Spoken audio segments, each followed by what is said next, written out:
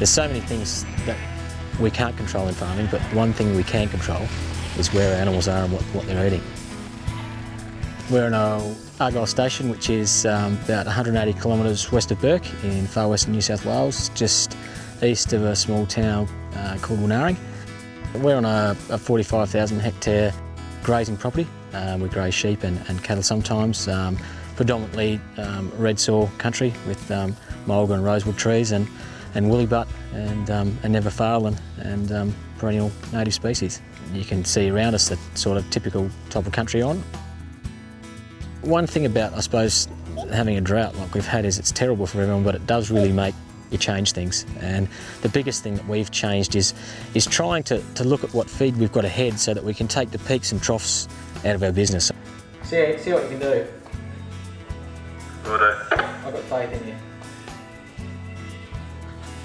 I mean, we used to be up to sort of 10, 12, 13,000 DSEs, and then we have to destock down to 3,000 DSEs and then up and down again, and you can never, you're missing the season all the time by the time you've restocked. So by trying to have a look ahead as to how much grass we've got and destocking before we need to destock, we're trying to just even out the numbers of animals we've got so we can keep our cash flow going. We're not up and down all the time, and that helps us be a bit drought proof because you never know how long the drought's going to be. So if you can lighten off and sell your stock a little bit earlier and get a better price rather than holding on until it's really dry and everyone's selling, you can sort of get through the drought a little bit better. But just monitoring ahead and trying to really work out how much grass you've got in front of you and then how long it's going to be until you really need to start destocking. Thinking long-term something we couldn't really do without having our place fenced and organised. We were thinking day to day, are we going to get rain here? When have we got rid of the sheep? Where are the sheep? Where have we got to hold them to get them in, to get them off the country when it needs to be spelled?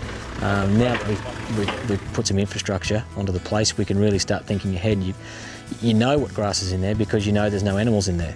And you know that 5 paddocks in front of that, there's no animals in there, and you know how much grass is in there. It's just, it feels pretty bloody good to not be gambling all the time. I mean, there's so many things that we can't control in farming, but one thing we can control is where our animals are and what they're eating. We can't control the weather, but once you know how much grass is ahead of you, it just takes a lot of the pressure off. It's one of those how long's a piece of string questions because it as to whether you can ever drought-proof a place, because it depends on the place that you're on, what sort of country you've got, and of course your financial situation as to what animals you run. We know that at times we can probably not have to sell an animal 12 months in advance, so we might know that we've got enough feed if it doesn't rain for 12 months. But beyond that, it does get a little bit hard. I mean, the last drought we've had was a decade. I mean, it's pretty hard for anyone to hold on that long. And for a lot of us, it's just not an option to totally destock.